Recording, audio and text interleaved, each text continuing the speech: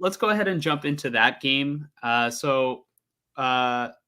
Mike and I both had the 49ers beating the Rams in this game because the Rams are absolutely decimated right now. Their offensive line is it's pretty banged up. Cooper Kupp and Puka Nacua, their top two passing threats, are also banged up.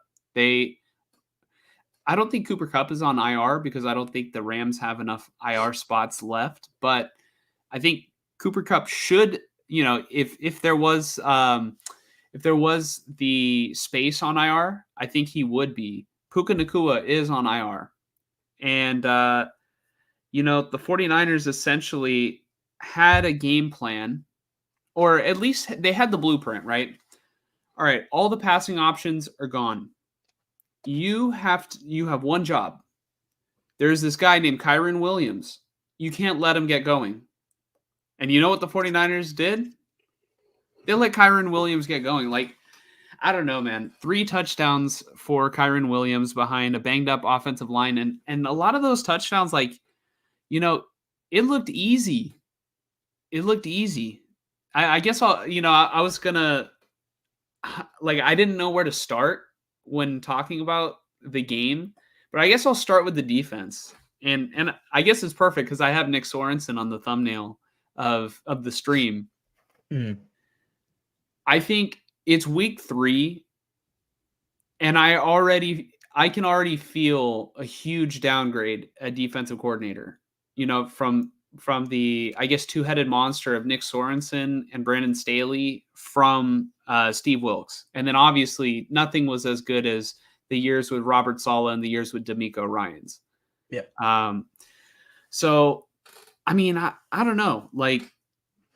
Is Sorensen going to be the long-term guy? Not if he's going to be calling games like this. Like we saw last week against the Vikings, there was that big play. It's just a head-scratching play. Why is George Odom one-on-one with Justin Jefferson? And Nick Sorensen was asked, and that's what the plan was for that play. And I'm just, he's the professional and I'm not, but clearly it didn't work out for you, Nick. And I don't know, man. This is 2 weeks in a row that the 49ers have also been outcoached. Man, I just can't fathom that they have all this talent. And Mike, it's not just me, right? It's not just me being a homer. The 49ers are the more talented team between them and the Rams currently right now with all the injuries. Even though the 49ers were missing Christian McCaffrey, even though they were missing Deebo Samuel, George Kittle, the Niners still have more talent on their roster, right? I believe they do. Mm-hmm. We saw good games out of players like Brock Purdy. Juwan Jennings had a hell of a game. Juwan Jennings made some money today. That's for sure. Well, he just signed a contract with the team, maybe a 2-year deal. So, yeah, it was a 2-year deal, but still, I think if you can have a performance like that when your number's called, he's dating back to the Super Bowl and even before the Super Bowl, when his number's called, he does what's needed. He's clutch. He's clutch. Yeah, he's not clutch. The best athlete. He blocks his ass off. He always instigates fights with the other teams where they'll punch him, and then the Niners will get a 15-yard unsportsmanlike conduct penalty. Getting them 15 more yards down the field on offense. Jennings always on third down. He's always the guy that they target. Yeah. And today it was just every single play. It was Juwan Jennings, right? Yeah. Yeah. Brandon Ayuk was a guy who didn't, he did not appear today, but am I shocked? No. Everybody was talking about how this is going to be Brandon Ayuk's game, and that he's in better shape. Yeah, he's in better shape, but he missed all of training camp. You have to build the timing. You have to get your body ready for football. I get it. There's other receivers who are better than Brandon Ayuk who did hold out for contract, who like CD Lamb I think is playing at a higher level right now than Brandon Ayuk is, for sure. But Jamar Chase is another guy who held out and has not been having a great year so far. But the Bengals always start slow. The Niners before this past season have been a team that kind of starts slow. Yeah. But Brandon Ayuk always brings it in camp. And so there was none of that. There was none of that this offseason. And what? Do you think that he's really going to be going his hardest when he's training by himself, when he's about to sign, a massive contract that's going to, change his life? The reason why he wouldn't is because if he gets hurt, he's fucked. He's not going to get that contract. Like why would he push it to the limit when his play over the past couple seasons was why he got paid.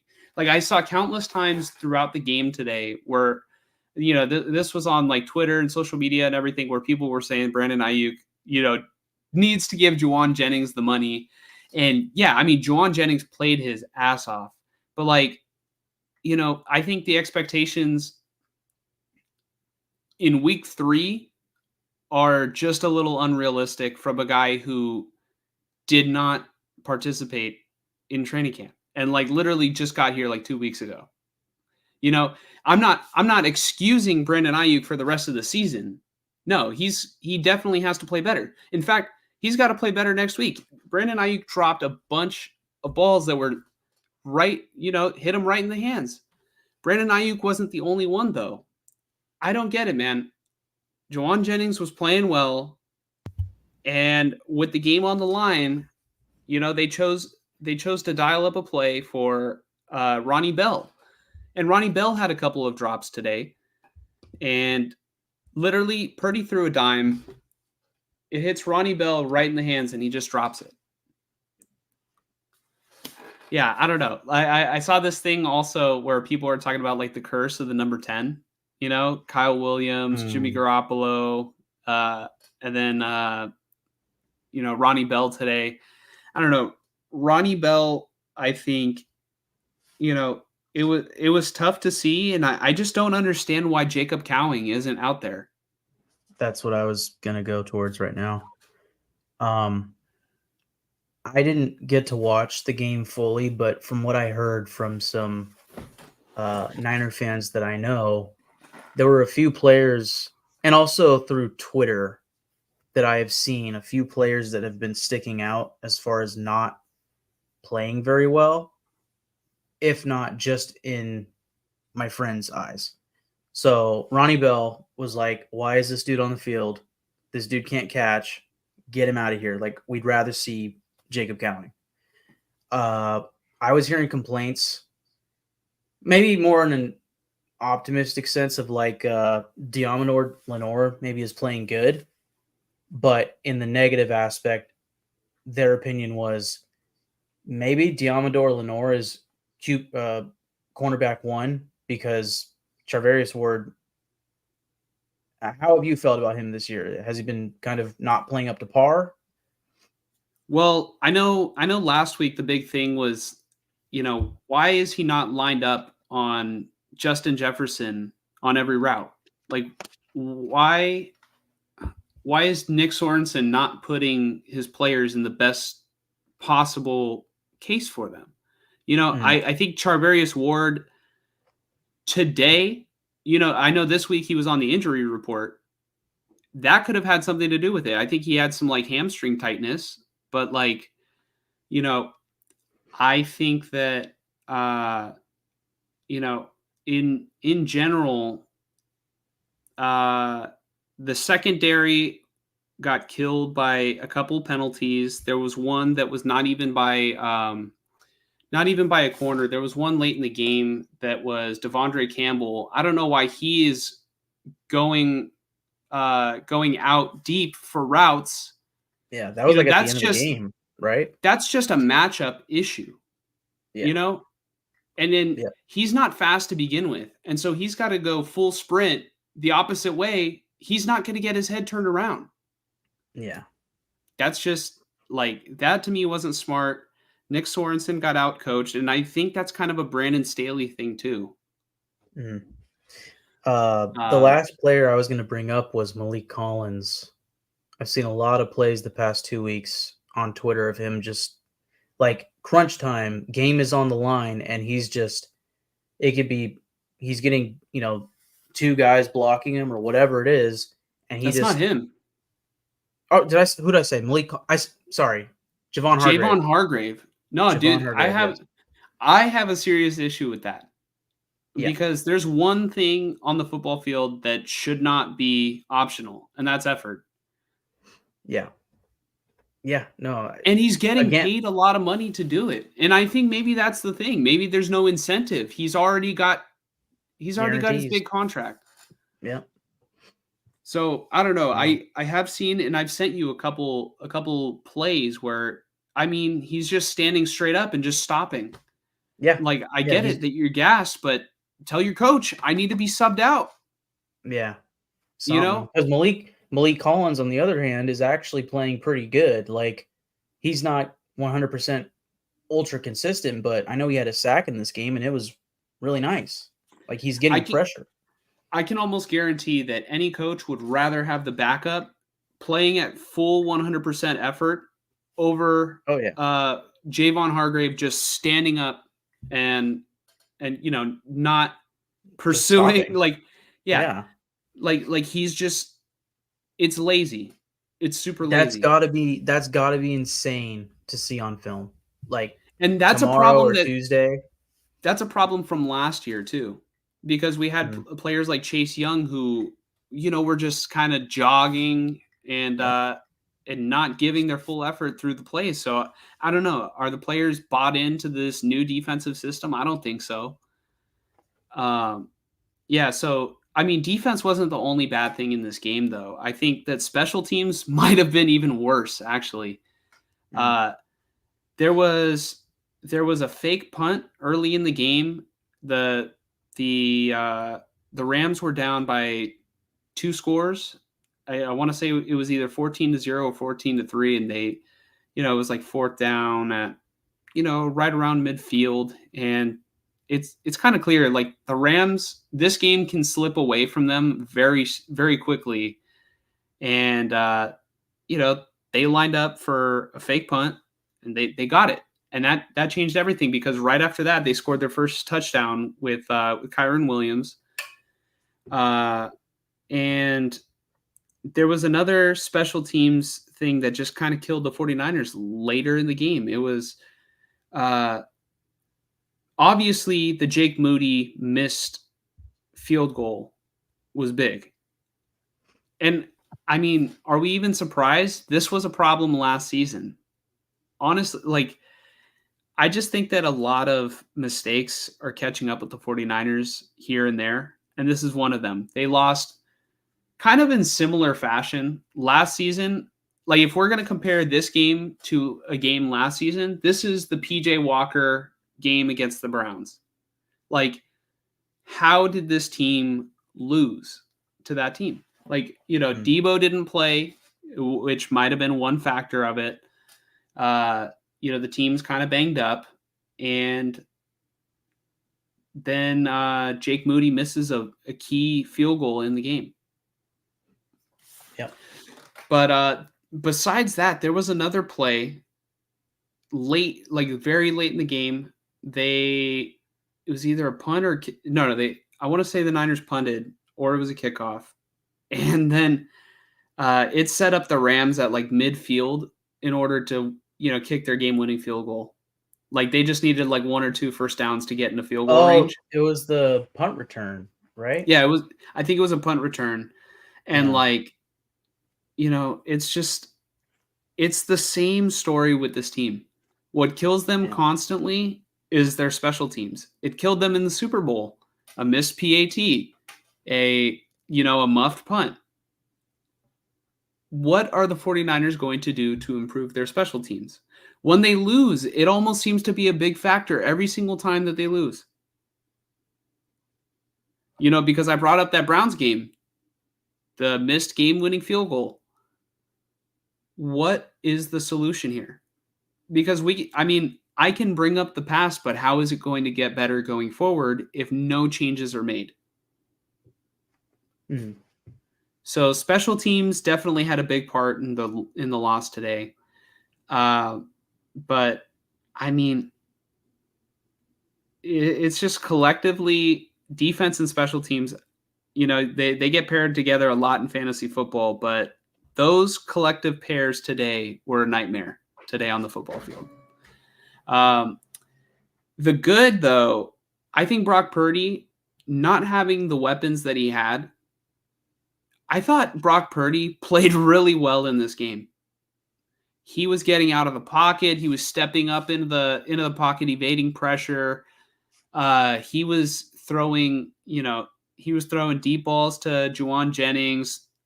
You know, Purdy, I think, played one of his best games in a loss. This is what the offense might look like in a couple years when a couple of the guys retire. Like we talked about like the sort of new core going forward, where it's like Brock Purdy, Brandon Ayuk, Nick Bosa, Fred Warner, and I feel like I'm missing one. Maybe you can bunch Dominic Pooney in there, Mhm. but this team isn't going to remain intact forever. Like we've been talking about it, the Super Bowl window is kind of closing. And Yeah. and maybe that's what we can just chalk it up to. Maybe this win is just sort of the magic pixie dust, the Super Bowl hangover that just kind of looms over, the raining clouds that loom over the team that loses the Super Bowl. You know, because I talked about it like before the season started, where there's going to be games in a Super Bowl hangover where you just can't put your finger quite on why is everything out of rhythm? There's no reason why the 49ers should have lost this game today. And yet they put so many reasons on the field why they did not win this game. Um, you know, like they they put the game in their kicker's hands, and when you put a game in your kicker's hands, I mean, sometimes he's just going to miss. Yeah. This seems to be a problem with Shanahan late in the game, managing the game, getting creative. Like Sean McVay was creative in this game. That I was going to say it earlier. The fake punt that the Rams did, what was that, in the second quarter, just before halftime? I think it was leading to either their first or possibly their second touchdown in the game. That was huge. That was probably, like, to me, that was probably the difference of the game, at least from the Rams side of like how they won this game. If they had punted instead of going for it and getting the first down, they don't get that first or second, whichever touchdown, they're not going to win this game. Mm-hmm. That was just one of those decisions that paid off for them. Yeah. What else do I want to say about this game? I thought Jordan Mason, looks pretty good. I wish they would have just committed to him a little bit more. Yeah, I mean, early on in this game, honestly, I mean, hindsight 2020, there could have been other factors or something, but I feel like the Niners could have kind of just, not clocked out the Rams, but just ran all over them, just developed the run. Yeah. Mm-hmm. Yeah, Will says, I wish we would have just kept running the ball or, kept the run going. Yeah, no, I agree. There's just like literally if you take a look at all of the Niners losses, I know I mentioned that special teams is an issue in a lot of those losses, but one thing I notice is in a good chunk of those losses, they do not commit to the run, or for whatever reason, they at any point in the game, just you kind of like, why are they getting away from the run right now? And like, really, I mean, the Niners put up 24 points. My complaints are less about the offense today, although there was a play later in the game where Brock Purdy had to like run 150 yards scrambling like side to side, which was I mean, it was bad. the Niners just needed to get into field goal range. And obviously, I mean, look, they needed a first down apparently because Jake Moody ended up missing that field goal. Yeah. But the smart thing to do in that situation is you cannot take a sack. And Purdy almost took like 2 sacks in that play, which would have taken them out of field goal range, which hindsight 2020 would have given them probably a better opportunity to win that game if they just punted the ball instead of missing a field goal right there. Yeah. It's always revisionist history. But man, that's the same mistake he made in the fucking Super Bowl in 2016. You just need to run the ball and ice the game. Run the ball and ice the game. And yet you call a pass, and luckily Brock Purdy can move. And he moved a lot in this game. Purdy moved very well in this football game. But he evaded all that pressure and gained 3 yards, 4, maybe 3 yards, 2 yards. I think it was like 3rd and 8, and he got like 6, something like that. Yeah, and then I'm thinking of the right play. It was the one where I mean, he went. I hate to right, say it, he was all over the field. Left. Yeah, all the way right, all the way back left. Was looking. I thought at what at a certain point, oh my God, he is going to take the Niners so far out of field goal range. Like it's not even funny, but he did have like a moment where I'm like, man, he might get the first down right now. And that might be going to get it. Yeah. That would have been like one of the craziest plays on his highlight reel. Oh yeah. That would literally be like, what was it? That NFC Championship game or was it the NFC Championship game? No, it was the game against the Packers where he used his legs and kind of put the team on his back, and then they came back and won. Yep. So that would have reminded me of that. So Will also says, I'm not a super Kyle fan, neither a Kyle hater, but it just feels like he gets too cute with the play calling instead of, just lining up and playing ball. Yeah. If you were to tell me which team, I guess, was experiencing more injuries on the offensive line, I would probably say I would think that the 49ers are, because, I mean, the Rams just kept running the ball with an injured, a backup offensive line. Yeah. They got 3 rushing touchdowns. Yes. You're saying from what you saw of this game. That's from what I saw of this game. Yes. Yeah. Yes. If you would have told me one of these teams is not playing with their starting offensive line, in the run game. Obviously, yeah. I think Purdy had pretty good protection all game. It's just the run blocking. I can't explain why they got away from the run. Yeah. I know, on the stat sheet, Jordan Mason got 19 carries, but I think he could have handled more. He should have gotten more. Yeah. The Niners were leading this game for the entirety of the game. It was like 14-0, 14-3 in like the first quarter. Yeah. No, like you mentioned earlier about just Shanahan with the Super Bowl all over again, in 2016 of just not, or 2019, excuse me, of not running the ball when you just could have kind of clocked out the game. I said 2016, the one where he was the offensive coordinator on the Falcons. Yes. And he tried to do the kill shot when all you had to do was milk the clock. Yeah. And that's been his MO. Besides last year's Super Bowl, that's been his MO as far as in the Super Bowl and occasionally in the regular season. It's just weird because usually in the regular season, he would actually run the ball and kill the game. And then yesterday it was just no, I don't know. That's weird. And then, oh man, I was going to say one other thing. Oh, the Rams were down by 14 points most of this game. And yet they were developing the run and they were committing to it, and they just inched their way back into this game. So, yeah. So, I mean, when you let a bad team stay with you in the game, they'll beat you. and then always, I guess I didn't account for this, but like divisional games in general, anything can happen. Like Yeah. when you play a team in your division, it doesn't matter who's good or who's bad. There's a game like this, just kind of, it happens every single year. You Yeah. know, Unfortunately, for you guys, this was a Rams team who kind of had their backs against the wall because they were 0-2.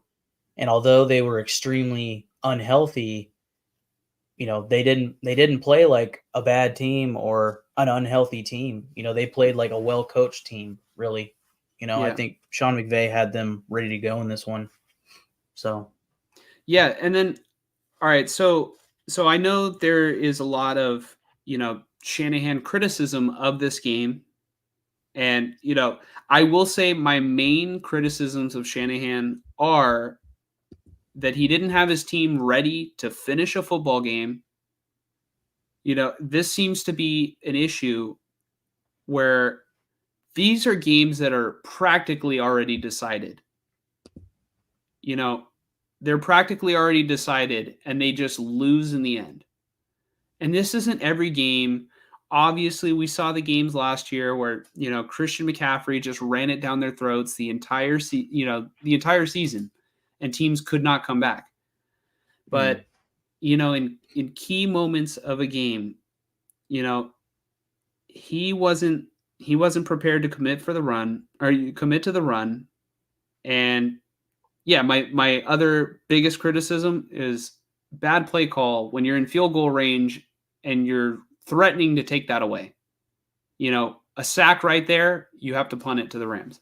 And revisionist history, it would have probably given the Niners a better chance to win.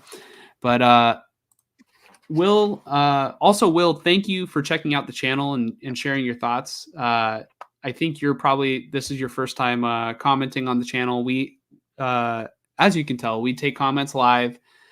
We also respond to comments on videos that we kind of upload throughout the week. So, feel free to hop in at any point during the season and, we'll get some good football commentary going. But Will says even Mark Sanchez on the commentary was really questioning Kyle Shanahan's decision to not run the ball. He seemed unimpressed with Kyle's offense today. I think the offense, in my opinion, was the best unit today out of the three units between offense, defense, and special teams. But yeah, I think Mark Sanchez and other people, like, some people just, whenever you question Kyle Shanahan, people get very defensive, right? Let's just take mm, a step back right now. Mike, I have a question to ask you, and I got this idea, from Grant because I was watching Grant's live stream before we hopped on here. Which Shanahan disciple teams would currently trade their current head coach for Kyle Shanahan right now? Would the I Rams trade Sean McVay for Kyle Shanahan right now? no, I don't think the Vikings would. I think Kevin O'Connell is extremely impressive. I think I'm probably forgetting one, but I think the Dolphins would. I think I felt extremely unimpressed with Mike McDaniel so far this season, especially since Tua went out, you know, Mm-hmm. because I feel like, you lose Tua and you're forced into this backup quarterback situation. It's like, you know, I think most people would say that the Raiders are currently starting a backup quarterback, and yet, I mean, this Panthers game isn't quite there, but in the Ravens game, they were able to get something done. Whereas the Dolphins, you have this offensive genius in Mike McDaniel, and they just can't get anything to work, all Yeah. because of the quarterback. I don't know. Like, my opinion was I figured they would do a lot of wide receiver screens and pass a lot to the running backs and get creative, but they got shut down by the Seahawks today. So I don't know. I feel like maybe that would be the one team, unless there's any other coach out there that I'm not thinking of. Okay. What about, would the Packers trade LaFleur for Kyle Shanahan? No. No. Would the Texans trade D'Amico Ryans for Kyle Shanahan? Probably not. Would the Jets? I think the Jets might. The I think the Jets. Jets might. Now, granted, I think throwing in the ex-Niners defensive coordinators is kind of a far-fetched because they're defensive-minded coaches and they're not really exactly Shanahan tree guys. They might be more of a defensive tree, but I get what you're saying. Yeah, But like if you want to they throw them in stemmed there, like they're disciples. yeah, they're more of they just so happen to coach with Shanahan, really. Yeah. Like while those other offensive minds either directly came from Kyle or even Mike McDaniel back with the Redskins back in like the Robert Griffin third days and stuff. But yes, I would say Sala would be the other guy if you threw him in there for sure. Yeah, so I don't know. It's like, all right, Kyle Shanahan is called a genius, for his offensive system and the way that he understands the run game and his X's and O's and understands his dad's playbook. But how many other coaches understand it? And how many other coaches are willing to grow in other areas that Kyle Shanahan is not willing to grow? Like I will say right now, I mean, besides Sean McVay, Kyle Shanahan is the most successful out of like that entire coaching tree. And the only reason why I would say Sean McVay is because he's actually won the Super Bowl. But man, like it just drives me crazy as a fan because I feel like Shanahan is like right there. He's among the best coaches in the league. He really is. But there are just certain aspects where it's like I feel like you can do so much better at like identifying where you lack instead of just being so hard-headed. And for to be very specific, you know instead of milking away a game that you have a lead in and playing the clock. I think Shanahan doesn't play the clock very well. I think he has a good idea in his mind of like plays to run, but the situational awareness as it pertains to the clock, I don't think is his strength. And if he could just grow that aspect of of his coaching, I think he would win a Super Bowl. But I don't know if we will ever see it anytime soon or at all. Because this has been an issue since he was in Atlanta, and that was 8 years ago. Feels like So longer. if we were going to see it, yeah, it feels like forever ago. But Will says, hell yeah, I saw you guys in my feed and decided to hop in. Yeah, man, we appreciate it. Please consider subscribing. We're going to be here all season going live weekly. So yeah, man, we'll take your comments. Salvador 148 says, why do we choke in the fourth quarter? Well, I mean, it's exactly what I said. It's the non-situational, approach to play calling pertaining to the clock. It's this is the look that the defense is giving me, so I'm going to call this play instead of, this is the play that we need to run. We need to run the ball right now. Like the Niners theoretically would have screwed themselves taking a sack, getting themselves out of field goal range. Obviously, Jake Moody didn't make that kick. I've said it like 5-6 times now. Jake Moody didn't make that kick. And if he makes that kick, the Niners pretty much ice the game and win this football game.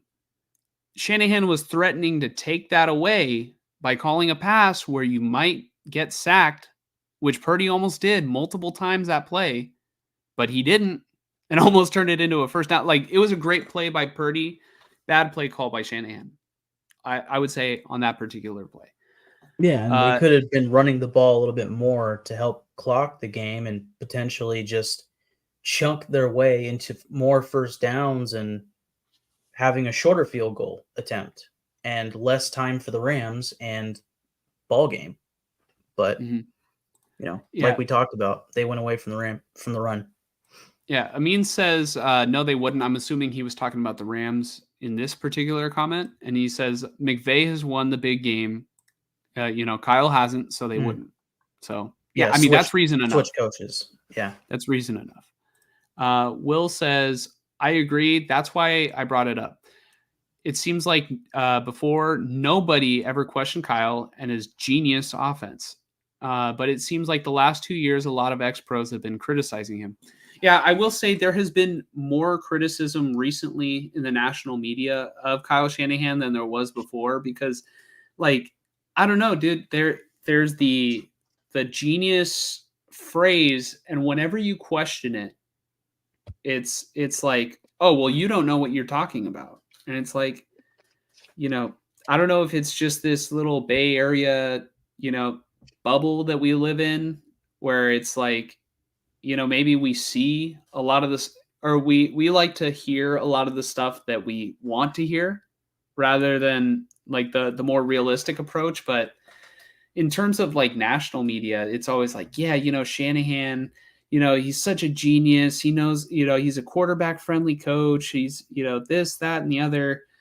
And, you know, oh, the 49ers are the best roster in football. And it's like, well, why can't we put it together?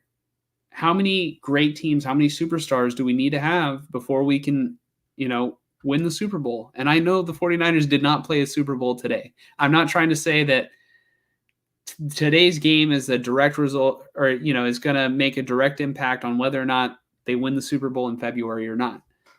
But it's games like this that have played out in playoff games, like the NFC Championship against the Rams. The team that the organization that they played today.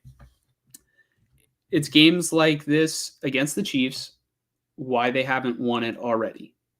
Yeah. And Shanahan just needs to be better in that regard. But Shanahan, yes, his team wasn't prepared to finish a game against an inferior team. And this is 2 weeks in a row now that, they got outcoached. Mm-hmm. I think Nick Sorensen was worse, but ultimately, this is Kyle Shanahan's. That's his choice. That was his choice at coordinator. And, I mean, if it's John Lynch, guess who hired John Lynch? Kyle Shanahan. This is very much a Shanahan operation, and there is a lot of his involvement on the field. Yeah. And does the loss today mean that the 49ers won't go on a run and won't make the playoffs? No. I still think that they should pick it up. They're going to get reinforcements. They're going to get 3 of their best players back. Yep. So, there's a lot to look forward to. 2 things. Yeah. 1, Will, I love the Patrick Bateman profile photo. It's hilarious. 2, I would say one thing with Kyle Shanahan is, like, in the regular season and just overall for the Niners, I think, like, I do believe he's a good play caller. It's just a matter of when it comes down to those big moments, those big games, that's where he seems to falter a little bit more often, especially in the Super Bowl, right? Yeah. Which usually that's when you're going up against the best of the best. And, your play calling is really, like, it's heightened. The effects of your play calling is heightened in those big games, in those big moments. And when you don't do it right, when you don't call the right things, it's going to show more often in those big moments, whether it's the end of a game in the fourth quarter in a 2-minute drill, or if it's the fourth quarter when you could have clocked it out and you didn't, or if it's the Super Bowl against Andy Reid or championship against Sean McVay, right? When you go up against those big coaches, you're probably prone to getting outcoached. And then on the reverse side for Shanahan, as far as what might help him in looking like one of the top offensive coordinators, which I think he rightfully is a top 5 coordinator in this league, offensive coordinator. But what helps with that is having a Christian McCaffrey, a Deebo Samuel, a George Kittle, and a quarterback who can run the system really well in Brock Purdy, right? Who is game by game, he's already a star, but he's living up to that in his play. And especially today, and a guy like Brandon Ayuk, and on their offensive line is always so good at pass blocking, especially run blocking. which is why today kind of doesn't make sense. But when you have those players, I think that helps a lot for Shanahan and his play calling. But again, as far as criticizing him and such, it's really those big moments where it's like it almost feels like it's a no-brainer. Like, come on, why aren't you running? And yet he's getting cute with it or whatever it is. And oh, he's a genius. Well, again, in those big moments, you got to be right, and he's not always right. That's for sure. So, Yeah, I will say the decisions in this game aren't as egregious as the ones that he's made in the past. In yeah, terms of like the way he managed the clock in this game, like there has been much worse. Like in the Super Bowl, the managing the completely abandoning the run in the third quarter was one of the main reasons why they lost that game. But like I just think that aside from like the specific decisions in this game, it is just an embarrassing loss because they I feel like they really outmatched the Rams. You know, the 49ers team that was on the field today, if they were to play 10 times, the 49ers should win yep, at least 9 of those. And yep, this was the one. This was the one. yep, So, Will says I think it is Bay Area culture because I feel like it would have, he would have been ran out of town if it were New York. Yeah. Friend of the show, Grant Cohn says, like when he talks to Robert Sala says how crazy the media is in New York. And, it's like, they have been trying to get him fired almost since day one. And that's just kind of how the media is in New York. Like they're very harsh, and yeah, he tries to tell Shanahan, how good that Shanahan's got it. And dude, Shanahan gets so defensive with the media, and like it's like just be a little bit more introspective. Like it's not a good look when you lose and you're defensive. I think that you can be realistic. You can take criticism here and there. You don't like it's almost like it seems like short tempered, you know? yeah, like a sore loser. Mm-hmm. Yeah, like it's a better look when you just stand at the podium and say, "Yeah, I got to be better," instead of like getting asked like, "Why didn't you go for it on 4th and 2?" Well, I would have if I knew I wouldn't have got it. I would have, yeah, just like being a smart ass, No. This is what he go like what he does. Like, all right, so Grant will ask him, what was the reasoning behind going for it, for 4th and 2? You know, oh, would it have been better if it was 4th and 1? Yeah, you know, it, like just I mean, why have the mindset that nothing that you did was wrong? You yeah, know, learn from your mistakes. That's all I ask. If you yep, make a mistake, you know, Will says, yeah, he snaps at Grant a lot. Yeah, so I mean, it's kind of funny at this point, but it's also a little bit embarrassing that like, you know, the head coach, like some of these questions aren't even really that bad, and I just think it's a little personal, with Kyle for Grant, so or it's personal for Kyle Shanahan when it comes to Grant. right. Niner Trump, welcome to the channel, says growing pains with Nick Sorensen. Yeah, I mean, definitely. I hope that's what it is just growing pains, because right now, my take is maybe not the best fit. Uh, this team will be a lot different with Greenlaw and CMC in the lineup. For now, we need to take it a game at a time and look to get right versus the Pats. No, I mean, you're right.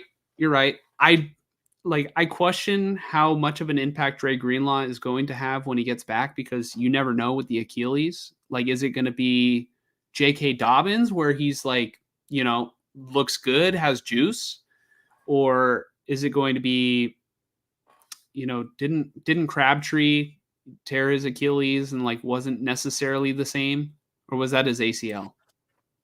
I'm not sure. I mean, was that like when he was going to like the Ravens or his last wherever his last No, stint no, no. was? he tore something and then came back to the Niners and then afterwards went to the Raiders. This was before he was a Raider, but he Oh was a man, I good mean Raider. he was Like it great might for the take Raiders. it might take some time, is what I'm trying to say with Dre Greenlaw, Yeah. because right now Kirk Cousins is coming back from a torn ACL torn Achilles that he suffered in the midpoint of the season last year, Yeah. and he does not look 100% on that leg. Versus Dre Greenlaw just tore it in February. Yeah. We're just a couple months removed from that. We're 7 months removed from that, but still, it's like it's It's not. typically Yeah. Achilles is like a year-long, rehab process, or at least Yeah. historically has been. I know medicine has been advancing, but yeah. So in terms of Christian McCaffrey, hopefully this Achilles tendonitis, it's funny, the two players that you brought up, with the reinforcements, it's an Achilles issue with both of these players.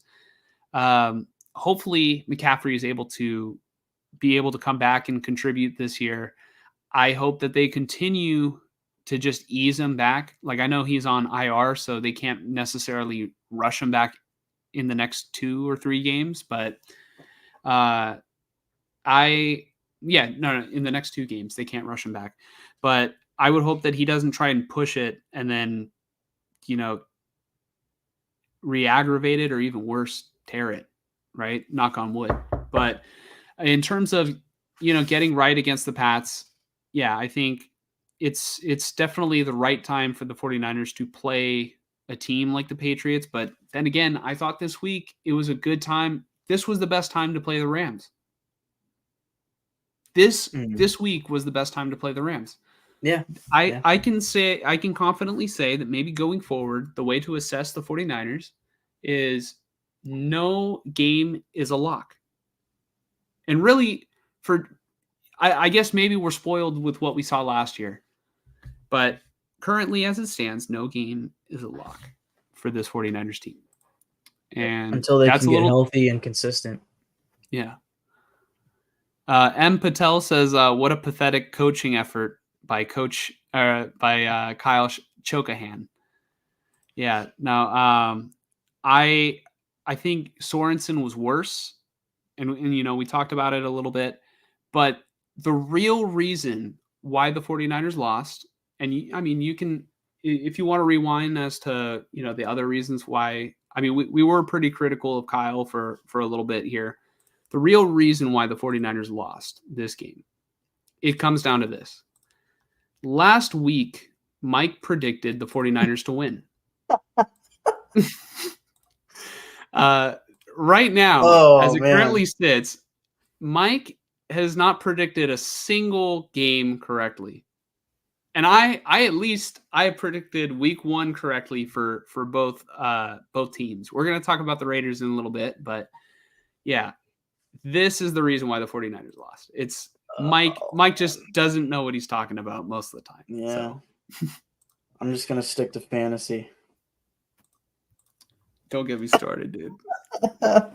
I played Mike this week, and Mike had Kyren Williams, and I just want you to picture me on my couch watching Kyren Williams walk into the end zone.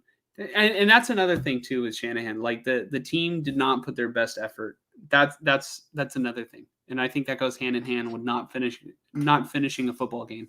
But I had to sit there and watch. I don't know how graphic I want to go right now, but I had to watch the Rams completely march down and not only kill the 49ers, but they had to kill my fantasy team too. But at least I've won a couple championships. Mike has won one. It was the DeMar Hamlin season, and it came down to that. But that's a conversation for another day. But yeah, I had to watch Kyren Williams front flip over a defender for a touchdown. That's how my Sunday went. I got Mike was doing tricks all over me. Pause. Yeah, I'm sure it was not fun. Yeah. But yeah, let's go ahead and let's take these last couple comments, and then we're going to preview the 49ers versus Patriots. And really, I mean, it should be short. We got a lot out of our system here, but let's see. How many leads is he going to blow? I don't think it's necessarily how many leads is he going to blow, because I think leads get blown all the time. But like, it's just, the game is in the bag. The game is in the bag, and you just have to put the team away. And it happens in similar fashions every single time. You know, like it's not just that like the Rams made a couple plays. Like, the ball is in your hands. Milk the clock. It's all it takes. It's a 2-possession game. Milk the clock. Yeah. I left on that 3rd and 10, flew to LA to lose to the Lambs. Oh, so M. Patel, you were at the game. If you have a chance and you're still watching with us live, tell us about the game atmosphere. What was it like? Were there more Rams fans? Like, did this feel like another home game for the 49ers? That's more reason to be upset too. Like, you know, it's one thing if you're in a hostile environment, you know, and like the crowd is getting into it and that kind of stuff, but it's just like they just blew it. They just blew the fucking game. And Patel said it was like 80% Niner fans. Yeah, it's not even hostile. Obviously, that's not an official number, but I mean, he was there. That's what it felt like. And it was fun. Will says, "Damn, Mike. Vikes are legit. They shut down the Texans. The Texans offense even worse than us." Yeah, and I thought the Texans are a good team. The Vikings are a very good team. So, I mean, maybe the Rams are better than we gave them credit for, but to me this week, you know, I know Vikings was last week. This week, what we just saw today, I think Shanahan had more to work with and did less than what McVay did. McVay had less to work with and just, I mean, they won the football game. And maybe you can give credit to Matt Stafford too and Kyron Williams. Kyron Williams, like literally from the first quarter on, you could tell that he was not just going to like, you know, lay over and die. And the 49ers did not choose to like target him and shut him down. He was able to, you know, eat. What was his final stat line? Let me check. Box score. Okay. For the Rams, he had 24 carries for 89 yards, so he didn't get over 100 yards, but his first touchdown was a receiving touchdown, and then he got 2 more touchdowns after that. His longest run was 13 yards, but it was, I mean, it's just the little like 5 to 7-yard runs here and there. It's just like, you know, the Rams were playing ahead of the sticks because they were able to get the run going. Yeah. Let's see here. Let me pull this comment from Will. Man, how do you think I felt seeing Mason barely get any runs in the end zone? I got him in fantasy. Yeah, you and my brother both. Yeah. I have not talked to my brother today, but my brother is also a big 49ers fan, and he has Jordan Mason and McCaffrey on his team. I'm sure he was not happy. You know, I couldn't imagine sitting there having, like, for me, I would just be sitting there like yelling at my TV, like run the fucking ball. Yeah. Demoke says, me after watching the Raiders game, Siri, play Lucid Dreams by Juice WRLD. I still have shadows in my room. Oh my god. That's great. A with pretty the good Kermit. one. With the Kermit as the logo. That's oh funny. my god. I didn't even notice that. Oh, That's and you great. you mentioned Will's profile picture, you know, having Patrick Bateman. American Patrick Psycho. Bateman. Yeah, so I think what Shanahan needs to do in order to improve is he needs to go into the vault of Levi Stadium, and he has to just go rent some tapes or return some videotapes. Oh, yeah. Damn. Oh, okay. He's got to return the videotapes of how to finish a game, Shanahan 101, and pick up the Bill Walsh tapes Yeah. over there in the Yeah. vault. Yeah. M. Patel says, Hope Media will actually ask tough questions. Team needs to make changes. I think it's a little too early to make personnel changes. It's still week 3. There's a long season ahead for this football team. But I do think I would just love to see Shanahan make adjustments to his strategy late in close football games. Niner Trump says, seems like Kyle got complacent after so many years of owning McVay. Whatever, we will run it back later in this season. And that's the good thing about divisional games is like it's a sour taste in our mouth today, but the Niners will be able to play the Rams again. The only scary part is in that game is, that how much later in the season is that? That's going to be week 15. Is Cooper Kupp going to be back?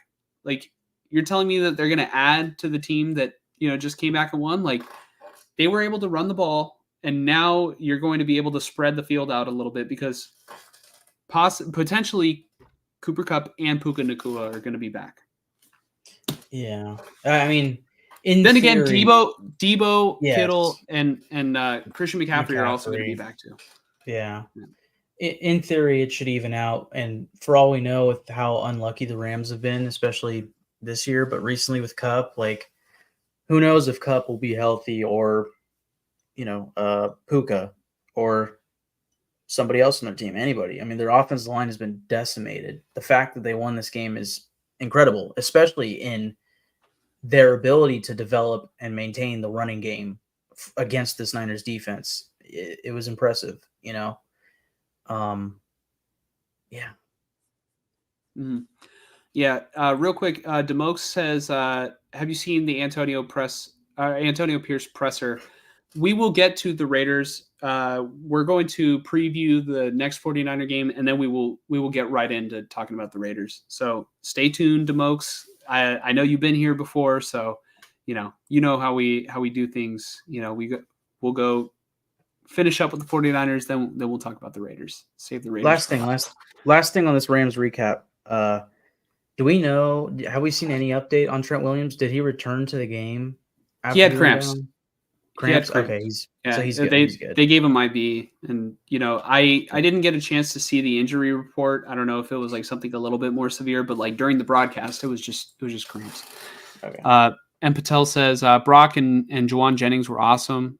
Yeah, and then there was that play late in the game too. Like, it almost seemed like the 49ers were going to win the football game on the final play.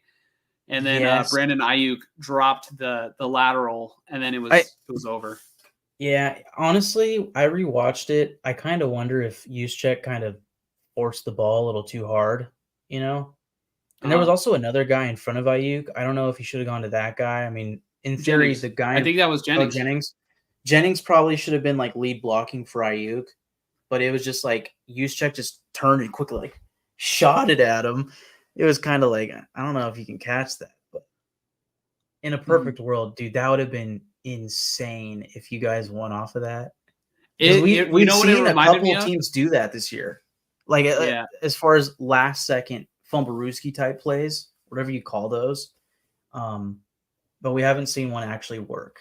So yeah, it's almost like a hook and ladder, but like it's just like street, it's like street ball, Yeah.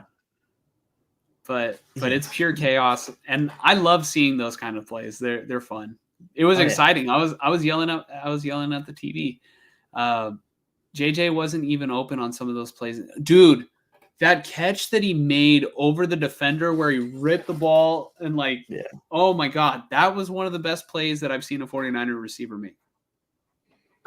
Yeah. That was crazy. And then it's just so cool to see Jennings actually be a baller because I remember when the 49ers drafted him, I texted Mike and I was like, man, I actually think it was a 7th round pick, but I was like, I think the Niners made a good pick here. And the fact that Shanahan gave him a chance to actually play, because the thing about Jennings was he wasn't fast, but I mean, he was a really good receiver, in college. And so, the fact that it was able to work out to where he could, show off his skill set. Like there's a lot of good players who just don't get the opportunity. And I think that Jennings is a baller, and I mean he's clutch. He just shows up. Literally, he has always showed up when the Niners needed him most. On third down, in the Super Bowl, and today when they have nobody else. Yeah. What do we do on defense? Trade for Reddick, sign Yannick. Feel like they need to. Honestly, like I think the move here is: does Shanahan need to step in and override what they're doing schematically? I think they have plenty of talent on defense. Adding to it, I don't know if it's going to make the biggest difference if they're not in the correct spots. You know what could be a good statement move, but it might be a little risky and like the player might, react the opposite way of intended, but you could bench Javon Hargrave for a game, and just kind of show everybody like, hey, we're not fucking around. Like we need to perform here. I know we got injured guys and stuff, but we got a dude on the field here who's just not giving any effort on plays. And again, it's going to look horrible on film in a day or two whenever they watch it, just like it probably did last week after the Vikings game. You could bench him, and I think some guys could see that and be like, damn, what's he making again? Shit, like, coaches aren't playing. We gotta play up the standard here. Yeah. But let's go ahead and preview the 49ers versus Patriots. So the 49ers are going to be coming back home. I know they were in their second home, this past game, Levi South. But they're going to be playing against a Patriots team who you could argue is even worse than the team that they played today. And far worse. Far worse. Yeah. Yeah. And I think a lot of it has to do with the quarterback, because Stafford versus Jacoby Brissett, I don't even think it's close. Yeah, I mean between that and also like the Patriots starting offensive line at full health might not be as good as the offensive line you guys played today for the Rams. No joke. Mm-hmm. Yeah, so Mike, please pick the Patriots. Please, for once, I started laughing because I was gonna say I got bad news. I'm picking the Niners. All right. Well, let me just show everybody again. Yeah. Mike has gotten everything wrong. So honestly, I was driving today and I was thinking to myself, once I found out the Niners lost, because I knew the Raiders were losing, their game. Once I found out the Niners lost, I was like, oh my God, I'm 0-6. I should commit to the bit and I should start picking the teams that I don't think are going to win and try to go full 0-16 or 0-17, whatever it is, all season for both teams and see if I can do it, which I probably wouldn't, At this rate, I might be better off picking the wrong team.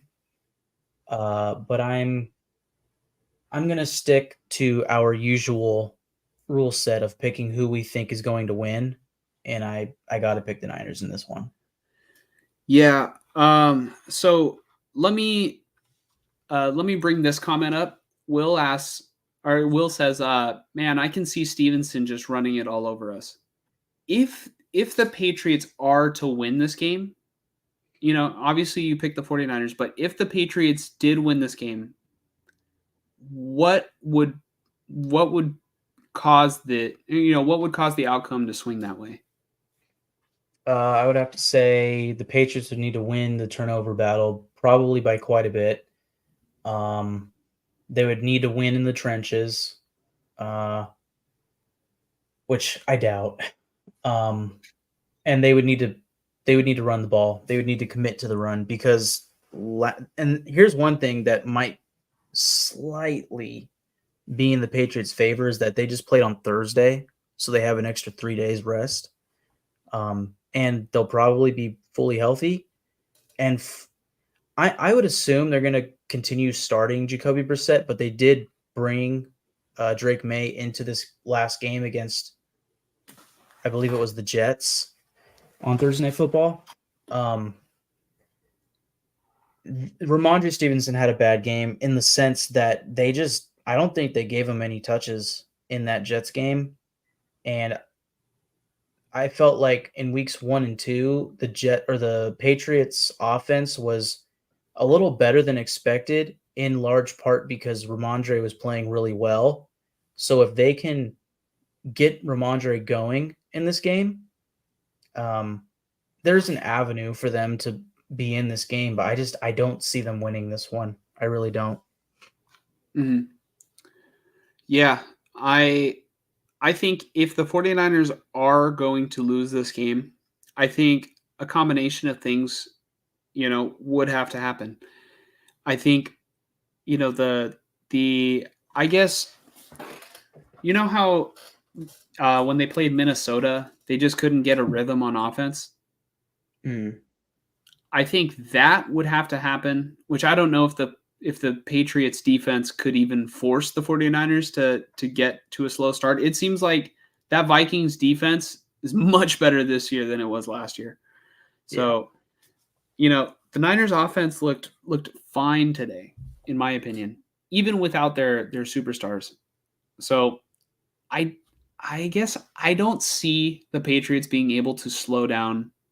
Well, maybe they could slow down, but just outright make the 49ers offense struggle. I don't see that. What I could potentially see is if Jacoby Brissett has a good game, maybe the 49ers just can't, their defense just can't get off the field.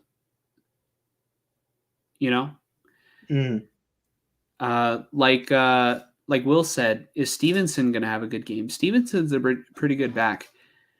I will say my expectation is that the 49ers are, I think they'll probably adjust. And I think even if they can't stop the Patriots offense, which I don't think is that hard to do, I still think that they can score enough on offense to still win this football game. Um, I like, on the Patriots, I kind of like Demario Douglas. I like Jalen Polk. Um, they aren't even using their first round pick, with Drake May. He's not even good enough to see the field over Jacoby Brissett. Um, yeah, no, I like the 49ers chances. I'm going to go ahead and lock it in. Barring like a special teams meltdown like today and the defense not being able to stay on the field, I don't see a scenario where the 49ers just outright lose this game besides their offense being out of whack and the other two factors that I literally just mentioned. So, Mike, you're locking it in, Niners? Yeah. And I am also locking it in. And what I will say too is there's a lot of time between now and that in this football game. So if anything changes, Mike, you'll just text me and we'll get it switched up, clarified before the next show.